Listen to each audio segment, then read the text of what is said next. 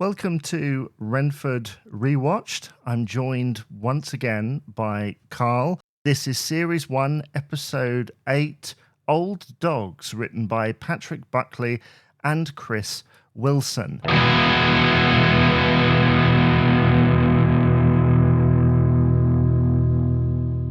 So the whistle blows once more, and we fade up on Eddie's face in black and white. It's revealed from another shot that Ben hands him a piece of paper. Vinny's in shot filming Eddie.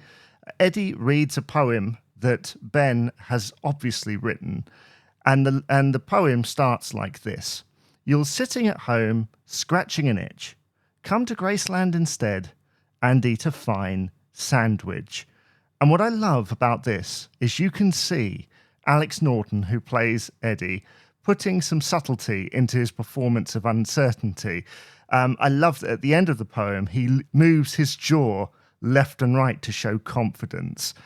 Ben tells him he was excellent, then looks at the camera and says they'll go again. What did you make of this scene that's very out of context, Carl? My first thoughts were much like a lot of the other things in the show. Who is watching this commercial? I don't think you could shoot such a low budget advert and then for a local business and then have it play on one of the 4 TV channels that we had in 1997. Yes, it does feel like like an American writer has come in and gone, in America, we have these local channels that run these kinds of things. And they kind of reference this later on and take it to new heights. But I think it's clear from this moment in the story, before the credits have even rolled, that this is going to be one of those episodes where the rejects all have a stab at something. I think it also ties back into the surrealism of the show as well, as we'll no doubt talk about later on with the appearance of certain football commentators. Yeah, I think so. So after the titles, VTV comes on with the Match of the Day theme. Vinny is seen in his studio before appearing out on the field with the rejects behind him. He says they have reason to celebrate because they've won their second game in a row. He notes that they've become really confident, but too much confidence can cause a problem. We then cut to the rejects celebrating with celebratory shouts. Robin says they won 3-0. Stuart comes into the centre of the frame in between them with disdain. He notes they're still bottom of the league. Jason tells him it isn't for long, and they're on their way to the top. I mean, this is one of those moments where the rejects are flying high. It's the classic overconfidence, isn't it? They all have this overinflated impression of themselves. And as we discussed in the episode where Robin is trying to sort of psychologically analyze them all, they all have this fantasy world that they live in, possibly as a coping mechanism for everyday life. We don't know. But I suppose at the end of the day, it's all kind of part of their more cartoonish characterization. One thing I did note from this scene is that Stuart's posh accent is finally gone and he's talking in his own normal voice. Yes, Stuart is finally Stuart Jackson. Another thing to note as well is that Robin is joining in, which should be noted later when she doesn't, for whatever reason. So the camera moves back to Vinny's perspective, where he notes that the rejects now believe they're invincible. He calls back to Des. Static appears, then Bob Wilson. We lose the signal, and Vinny appears again, eventually asking if Bob was still there. Carl, do we think that they wanted Des Lynam? There's a possibility. I think perhaps they maybe got the names wrong in the script. Like you say, it's written by an American who may not have an in-depth knowledge of TV football pundits. I get the idea that, I mean, if we were to really, really analyse the show in depth, it might be that the whole show is kind of not in Vinny's imagination, but it's kind of how he saw things rather than how it actually happened. And also, perhaps Bob and Jim back in the studio are actually watching a video just sent in by a member of the audience who wants to be a commentator. That's kind of the feedback that we're seeing. Isn't necessarily a a live seek to the studio, but rather it's them discussing this video that they've seen, almost if there were two people like ourselves watching a video that they've seen on YouTube. That's a really interesting perspective that I don't think I've ever considered before. Because we then obviously cut to Vinny in the studio. He's joined by Jason and asks about the Rejects prospects after the previous win. Jason is too busy playing with one of Vinny's TVs. Jason eventually answers the question, saying nobody can touch them. Vinny refers to Stuart's comments, which Jason denies. Vinny tries to call to Ronnie, but Jason keeps talking. His music starts, then he rambles on before mentioning QPR. It's a callback, constant callback. Yes, I picked up on that as well. It was nice to see them reference the previous episode. And I think maybe we'd spoken in the past about them maybe changing the airtime order. So this is definitely one that would have gone out after that one. Definitely. They do use a specific piece of music for when it's about to go off into kind of goofball territory, don't they? Yes, yeah, that kind of slapstick music almost. So more static comes as Vinny is joined by Ronnie, who is combing his hair. Ronnie says it's all about style. He says they're the coolest team in the league, man. It then cuts to Vinny with Bruno, and the former says, "Thanks, Ronnie, man." I thought that was a great joke. It's still interesting how Ronnie remains just a one-dimensional character. He has no depth to him at all. That I don't think they ever spend any time really. And we have the episode where we're looking at Bruno and why he's, as we talked about before, why he's obsessed with Italian football. But Ronnie is very much a one-dimensional character, and I can see why they wrote him out of the show later on. He just kind of pops up, says a catchphrase, and then disappears again. Now, that may have been on purpose by the writers, maybe a, Poochie level character, shall we say. Maybe we're looking into it a bit too hard if we say it's satire. But yeah, I can see why they got rid of Ronnie later on. He literally just pops up, says, "Cool, man," a few times, and then disappears. And that rinse and repeat for 2 seasons. He's always talking about clothes and money constantly. I suppose it goes back to those archetypes of the characters, and we probably, as we all knew someone at school who was obsessed with Italian football, we probably all knew someone who was also obsessed with looking cool, spending lots of money. Their hair was their most important aspect. So as we continue here, Vinny then asks Bruno for his views. He says, "What's wrong with my shoes?" There's a language barrier joke that is played out, I think, through most of this first season. And by this point, we know that Bruno is pretending to be Italian. Yes. We get that straight away, don't we, from the first episode, in fact. The veil slips a little bit. And obviously we have the second episode where we're spending a lot of time on it. And yeah, as the audience, we just kind of run with it, really. We're not supposed to sort of overanalyze the fact that he's supposed to be Italian. And it may be that actually they don't go back to his Brummie accent at all after the first couple of episodes of season 1. So if you pick the show up during season 2, your assumption would be that he's just an Italian who lives in this borough of London. I mean, Bruno then says they should be playing teams that are a lot better and sophisticated, teams that are in the European Champions League. I mean, it should be noted once more that the confidence level after 2 or 3 wins is astronomical. To say, we should be playing European Champions League people is incredibly up there, isn't it? Yes.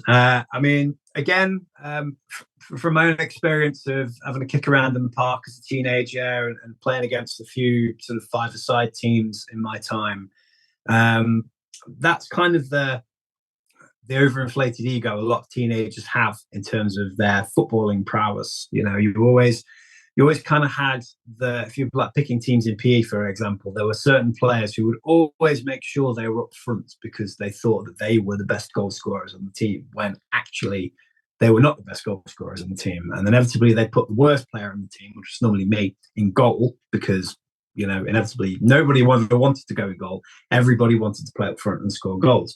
So the worst player ended up in goal. If you let more goals in than the opposition team, it was always the fault of you, even though they know you're terrible in goal, rather than them for not scoring more goals than the opposition. It's interesting how much they've really nailed some of that kind of angsty teen stuff with this show.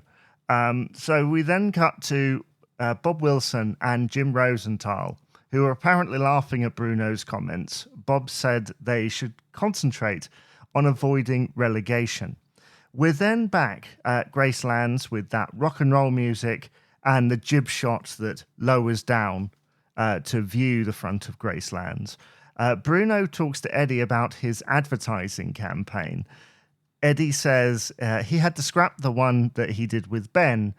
Bruno is wearing, is it a Kappa jacket in this scene? Is that the brand? Yes. Yeah, that's very 90s. Oh, definitely. There's a lot of feeler ones later on as well. I don't know whether any of those companies sort of cottoned onto the fact that this show was popular or semi-popular with a teenage audience, and therefore, it was product placement. Certainly in the first season, it would just have been a case of, this is what young people wear.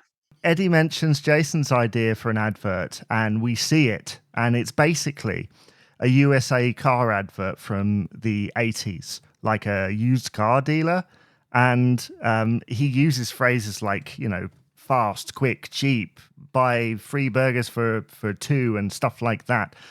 And Bruno says nobody likes it because there's no one in the cafe. And I love the way that the camera pulls out and we see that there is literally nobody there except the 2 of them. He reminded me of Swiss Tony from the Fast Show. Whenever I think of used car salesmen, that's the character that pops into my head. It's interesting how each of the commercials that Eddie shoots is based on the personality traits of the individual member of the team who's advising them. And they use this format, I think, for nearly every time someone needs advice. They did it in a previous episode when Ben needed advice on Justine. I feel like there are other cases as well that I shall get to as we watch through the series.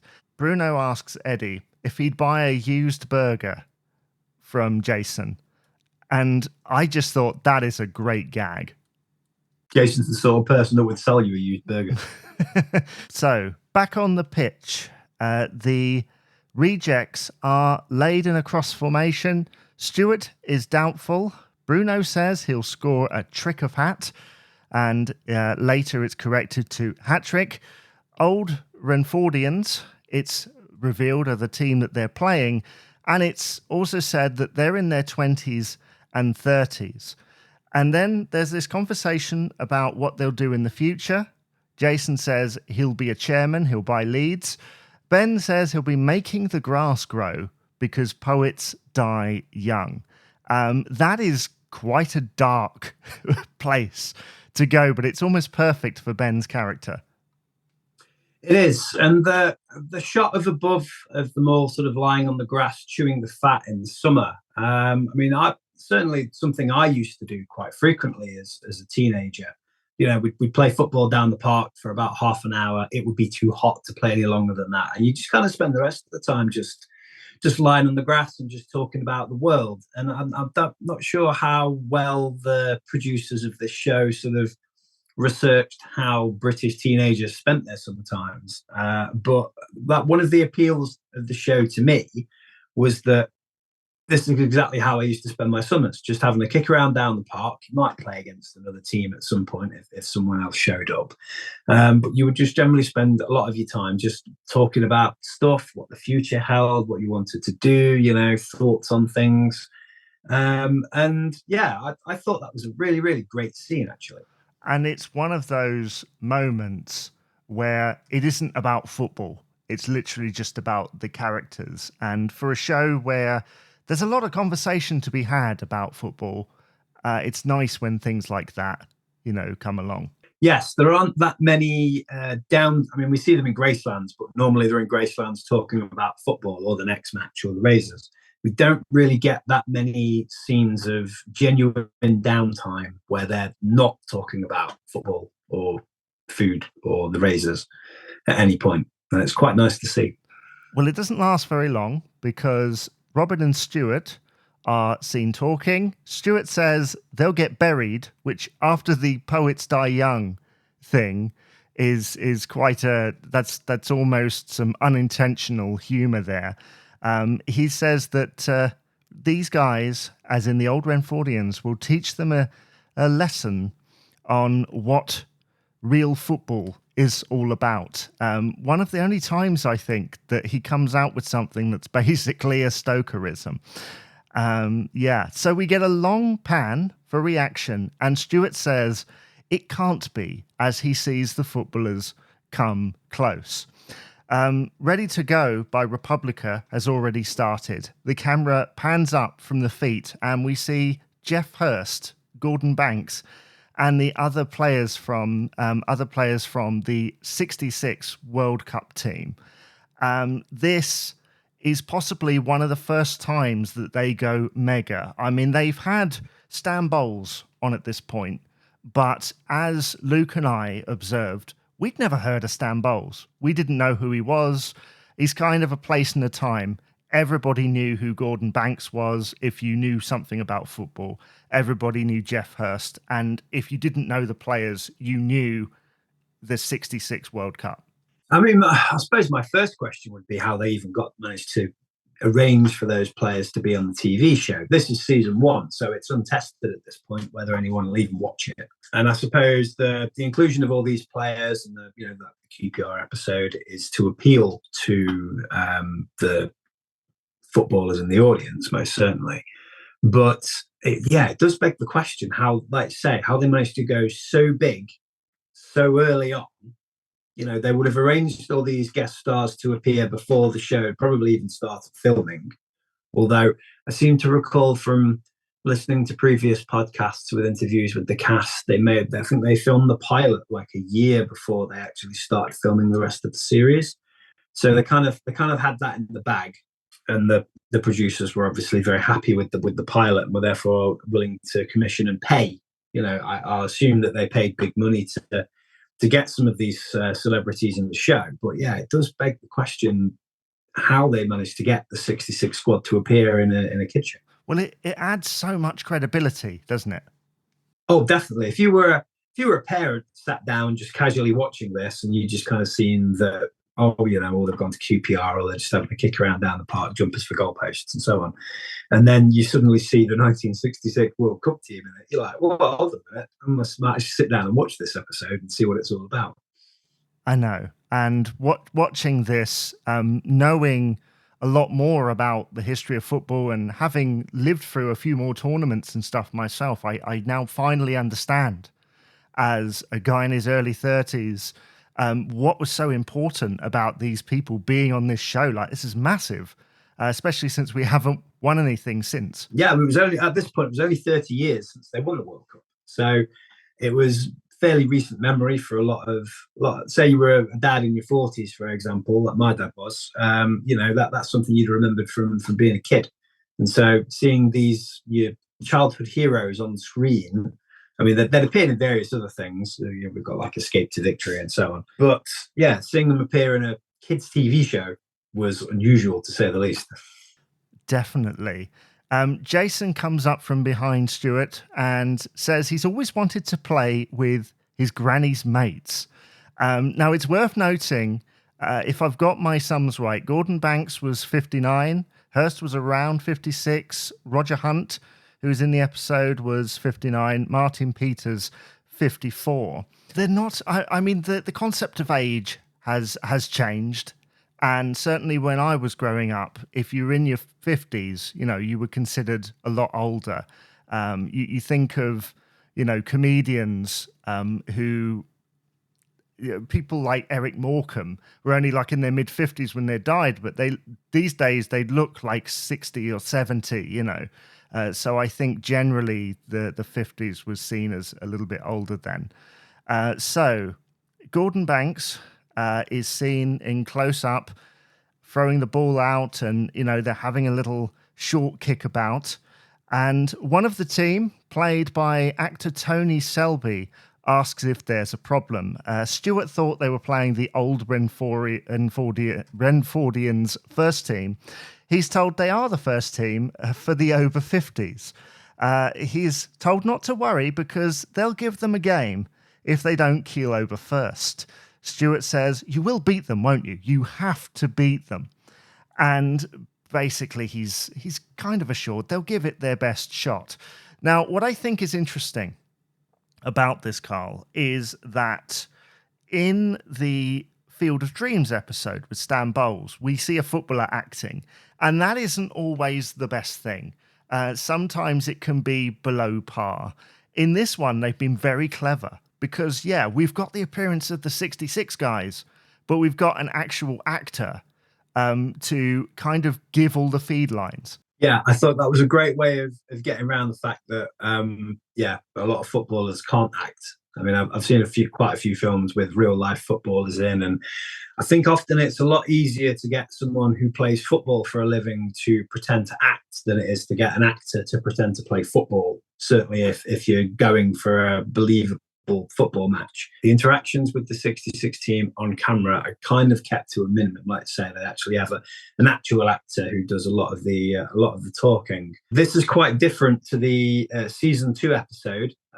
They thought it was all over, which is the other episode where the 66 squad come back and actually are the 66 team. Stewart knows them as the 66 squad, and Basil Stoker and his henchmen are what's the word? Sort of the joke over that episode is they look very familiar. I'm sure I've seen them somewhere before. And in that, they're actually playing themselves, but they have individual interactions with the rejects. And you see Gordon Banks talking to them, and you see Jeff Hurst talking to Jason about how the younger players think that the older players have no idea. They don't know who they are. So Jason's like, oh, this is how you play in midfield to Jeff Hurst, and so on. And yeah, it's interesting. Did Stewart know in this episode that they were the 66 squad, or did he later find that out? You know, are they kind of pretending to be a local team just to get a bit of a kick around? I don't know. I mean, they do reference the idea that Bob and Jim, with the video they might be watching, know who they are. It's kind of hinted or referenced in that way. So the rejects say that they can beat them standing on one leg. Then there's this footballing sequence which doesn't really add anything. It's just them playing the game. You see kind of little bits and pieces. I noticed a moment where I think it's Hurst who basically elbows Jason and he like falls away in this like comedic thing. They even add a sound effect, and they actually show Ben making a save. We know how these things are filmed. They're just having a kick around and they use the best bits from it. Yes, and it's probably, I mean, like you say, a lot. Although those guys would still remember all their skills, they are still in their late 50s and therefore perhaps not in their prime in terms of fitness. So clever cuts would be a good way of making it look like they're actually playing a full football match, when in reality, like you say, it's just they're perhaps playing. They may have had them just do a bit of a kick around and then chosen the best bits, but also things like Ben doing the save. There will be someone behind the camera just throwing in the ball and they'll bash it away, and then they might film that 10 times and use the best one. So they'll be doing set pieces as well as just kind of filming them having just a bit of a laugh down the park. Yeah, and like you said earlier, it really has the spirit of when you're a teenager and you go down the park and you have a little kind of kick around with your mates. So I'm going to skip over this bit a little bit because it doesn't really add anything, but we go back to Wilson and Rosenthal, and they seemingly lead into the commercial break, and then we see Bruno's interpretation of an advertisement for Ready. And really the only thing I shall say about this is it's the usual bad Italian and a great gag involving that tablecloth at the end that falls away, which I did not see coming. I wondered who the girl was. Did Bruno have a girlfriend outside of the team that we didn't know about who appeared in the video? Yeah, I wondered because when it was colour, so you see Eddie fall away, obviously the black and white is supposed to be Vinny's camera, but she quite clearly looks at the camera when it's in color. And I wonder whether that was like Only Fools and Horses and the Chandelier, where they're like, we're only doing this once. So, so, if somebody looks at the camera, then we'll just leave it in because, we don't have the budget to keep setting this up. It was along the lines of a 1990 Stella Artois advert. Yes. Yeah, it did have that kind of vibe to it, didn't it? So we cut back to the game where Stuart says to Jason, well, it was going to be easy, was it? Jason says he didn't want to embarrass them because it's only a friendly. And I mean, they're losing at this point, basically. They're struggling, and Jason just doesn't want to admit it.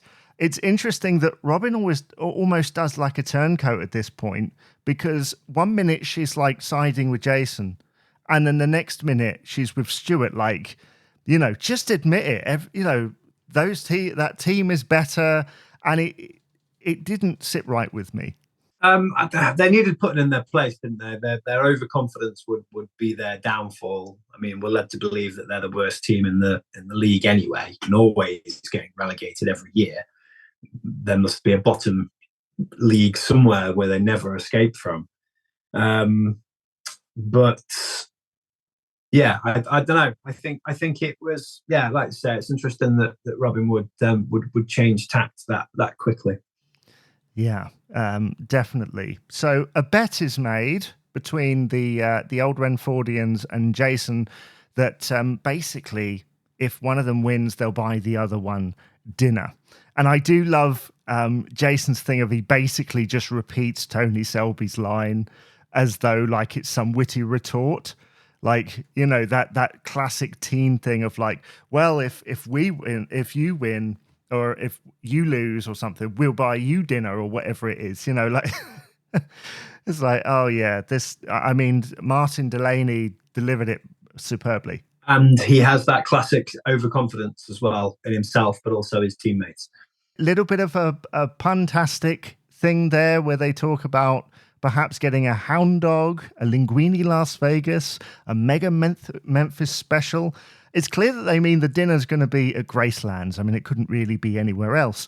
So we cut to Bob and Jim, and they talk about the second half, and they look to one side, and Bob says, doesn't that man remind you of Gordon Banks? Jim continues with, and the other fella looks just like Jeff Hurst. I mean, that is maybe the episode telling you that they're not supposed to be, or it could be, like you said. But it's just a wonderful piece of humor. It made me laugh anyway. I think it's also for people watching who know the names but wouldn't know what the players look like, as you've only ever seen them from a distance on television. You wouldn't have seen them up close. So you would be, if you'd had no idea who those players were up until that point, you could go, oh, wait a minute, I've heard of Gordon Banks, I've heard of Jeff Hurst. Did they get them into the programme? And then watch the credits and go, it was the 66 England squad. Whereas just looking at them, you wouldn't know them from the person in the street. So Vinny continues the commentary, and Robin does a great run. Gordon jumps up at a high ball from miles out, and you instantly know what they're doing, right? And I think it's supposed to appear closer than it is, but it's miles out. And Jason punches the ball into the goal. He's congratulated, the ref gives it, but the rejects look unhappy. I mean, we'll get to it a bit later. That's obviously a reference to something. I wonder what it is. So more play continues. The ball is passed to Jeff, who hits the crossbar, and it quite clearly hits the other side of the goal line. We even see a slow motion of Ben struggling to get it. Cut to Bob and Jim, who give a confused but knowing look. Now, obviously, I've skipped over the hand of God thing for a moment because there's a bit later that kind of discusses that a little bit further. But this moment with hitting the crossbar, it's obviously a 66 thing. Yes, definitely. The goal that never was, as it's known. And it's such a clever thing. I mean, again, you'd have to know about it to to really get the humor out of it. But at the same time, it's funny. And the fact that Jason instantly comes out and goes, nope, that wasn't a goal. I wonder where Vinny's camera was to capture that. Where was it? Did he have like a giant tripod? Or Well, they certainly didn't have GoPros in the 90s. Well, no, he wasn't using a drone or something. And I just wondered where that camera was, especially as you see it in color and then you see it in black and white, like they've reused the footage. And you think, but where was that camera?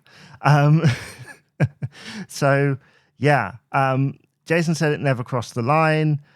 They all believe him and suggests that, he wouldn't lie. It's 1-0. And Vinny says, well, it's 1-0, but the Rejects don't deserve it. They win the game. The Rejects are obviously upset with Jason because it wasn't a goal, and the other team it was. And Stuart says to him, I hope you're proud of yourself. So we come back to Gracelands. The old Renfordians are eating at a table while the Rejects sit in silence. They've only ordered chips. It fades to the next scene. Stuart says to Jason that he's seen Vinny's match video. Jason says that his header was great. Stuart points out that he put it in with his hand. The hand of God, retorts Jason, like Maradona. Stuart says, well, that wasn't a goal either, was it? I think, to me, that line from Stuart is just it's one of the funniest lines in this episode, I think, because it shows Jason's arrogance and ego, and he quite clearly punched it in the goal. I think he doesn't want to lose the bet. He knows he hasn't got any money to pay for food for the old guys, so he's so desperate to win that he's willing to resort to cheating, which is a bit out of character because despite all their flaws, the Rejects are always kind of portrayed as the good guys and don't really go around using sort of underhand tricks, or at least hugely unfair underhand tricks that the Razors would use to try and scrape a win if they knew that they were going to lose. Like I said previously, I think it's interesting that he references the hand of God because they would have been alive during the time that the characters would have been alive during the time that World Cup was going on. I'm trying to remember, did Peter Shilton ever appear in the Rejects? I feel like he did. That's a good question. I'd have to look it up. Yeah, I think he did. I think he did make an appearance, but I think it's interesting that they've basically tried to recreate a classic World Cup moment with a goalkeeper from 20 years previously. I know, that was only 1986, The Hand of God. So, like you say, certainly within living memory of the kids, at the very least. Yeah. And like I said earlier, Gordon was miles out because obviously the real goal, they practically clash. But with that, they have to choreograph this in such a way so that they get the shot. And of course, you don't want to hurt anybody in the line of play. So Stuart wants to show everyone the replay. Jason wants to keep it a secret. Then later, he admits when the old Renfordians are leaving that their goal was a goal and his kind of wasn't. And Eddie tries to get them to stay by saying Priscilla has an Elvis special of a peanut butter and bacon ice cream, which seemed like a very unnecessary gag to drive them out. Sounds quite nice, actually. I quite enjoy that. The Rejects congratulate Jason for his honesty. The bill comes to £47. I'm wondering, how much did those guys order to come to £47 in 1997, 98? Yeah, burger and chips at your local cafe would have been maybe £3 each back then. Well, yeah, that's a lot of food, and the Rejects only had they just had chips, which of course only Jason ate.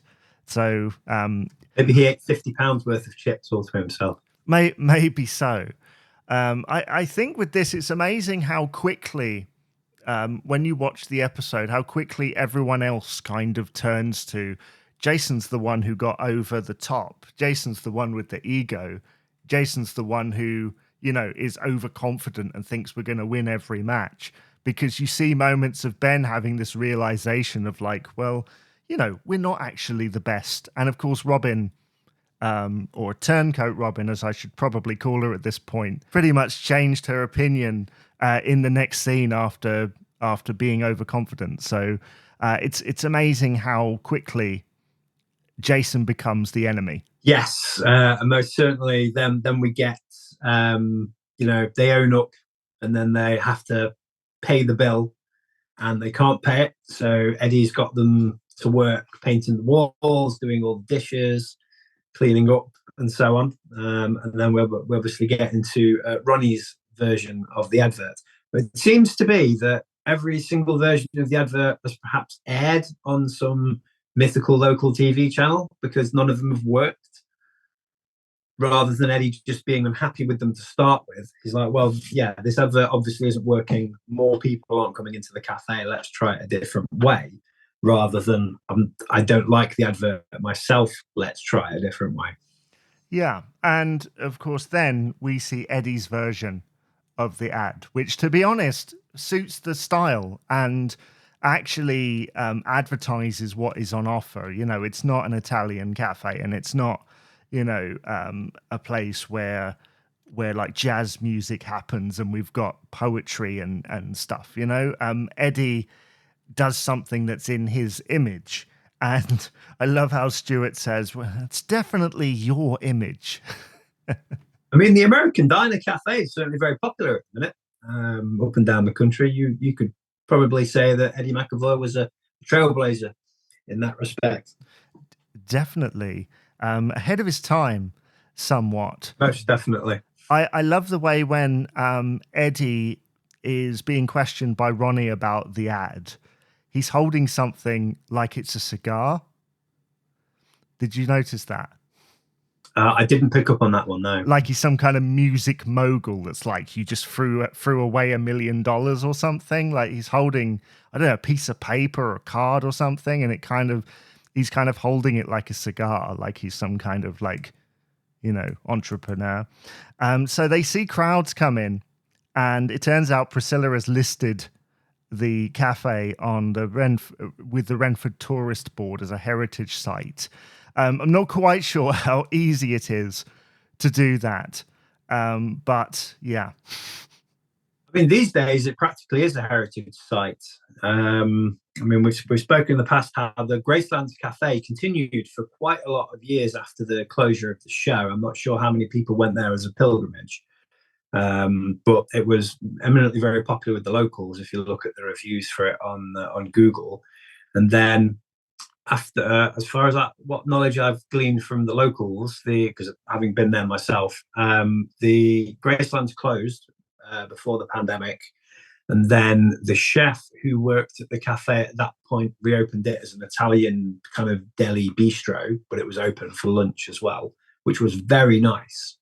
That's the version of it I went to. I learned maybe last year that they'd closed down, and I thought that was it. But then there was an interview in The Guardian with Martin Delaney, maybe a couple of months ago, and that was in Gracelands. So it's now currently something else. Someone else has taken it over. So evidently someone must see some profitability, at least, in opening that sort of place in that sort of neighborhood. Especially there where it's down the road from where they filmed everything as well. Yeah, Willesden's not that far off the beaten track on the tube from, say, Edgware Road or Paddington. I don't know what your London geography is like. It's probably about 10 minutes on the tube away from Paddington, which isn't that far at all. The neighbourhood is kind of a standard sort of post-war semi-detached area, and yeah, you and the cafe's maybe 10 minutes walk from the tube stop. Worth a visit. It's very nice. Yes, I need to take a trip down there one of these days. So the episode ends, and we can round it off there. One observation, I'm quite disappointed that Alan Ball wasn't in this episode, but at that time he was in between jobs at Manchester City and Portsmouth. I think, there were other footballers around from that 66 team who could have done that episode, but I think they perhaps picked right, or the people who did it were just right for that role. Yeah, I mean, the like you say, the others were still heavily involved in the professional game at that point, that perhaps wouldn't have had the time or even the interest in appearing on a kids' show. Whereas people like Jeff Thirst and Gordon Banks kind of carried on as ambassadors of the game rather than going into management or coaching, and so perhaps that's how they managed to get them on the TV show in the first place, was because they were acting as ambassadors for the game, and it was a good opportunity to appear in front of a younger audience that they might not normally have been able to appear in front of. Could you imagine if they'd got like Bobby Charlton or Bobby Moore to appear on this program? I think if they had appeared, they would have needed their own episode in some way. Oh, definitely. I mean, it's a shame they couldn't get Maradona on to do the actual Hand of God. Well, yes. Maybe in Series 3, when the Keown and Zola, maybe they should have done that. I mean, I'm sure we'll get to that at some point. But yeah, I think that's probably my favourite episode of the whole run, is the one with Zola and Keown in. Definitely. We have to write some fan fiction, I think, of different players and different scenarios. So to round off, what are your lasting impressions of this episode? As I said before, I don't remember this episode very well from its first time run. When you sort of mentioned, it's the episode with the 66 squad in, immediately I can think to myself, they're playing the senior Razors. And Basil Stoker's sidekick is the guy that played Little John in Robin Hood, Prince of Thieves. And yeah, that's season 2. That's the next one that they're in. So yeah, I don't really remember this episode that much. The one that sticks in my mind is the later episode. Yeah, it's a prototype for that one. I thought this episode was actually really good. It could have done without the B story. That felt like padding, and to continually have these adverts, especially, like I say, with this narrative structure of having the rejects have a stab at everything and just inserting their own personality. I love how Robin and Ronnie's ads were basically the same, and I wouldn't even say that those were contemporary by like 5 years previously, maybe. But yeah, I remember. It's funny. I always remember that B story as I never remember which episode it was in. I think because it doesn't really add anything to anything else. I mean, if one of the 66 team had been in one of the commercials, it might have tied it together a bit more. But yeah. So separately, they're quite good, I guess. But the episode itself, I thought every beat was nearly perfect. Stuart is my favorite character in this episode. I think he has all the best lines. And definitely. I do like, but also hate how Jason becomes the problem at the end of the episode, when at the beginning, everybody's chanting, "We're the greatest." It would have been interesting to perhaps have seen how maybe Terry Stoker walks in when the rejects are filming an advert, and then he kind of muscles his way in and forces them to do an advert his way. Yes. Yeah, I think so. Or even that, his dad's Basil Stoker, who knows who those 66 guys are. So he could have done a little walk on there. But they've kind of already done that with Bob and Jim in the episode. And it was, it was perfect. Yeah, so that is Old Dogs. What do you think of the episode? Do let me know on social media at Renford. I'll see you again for another episode of Renford Rewatched.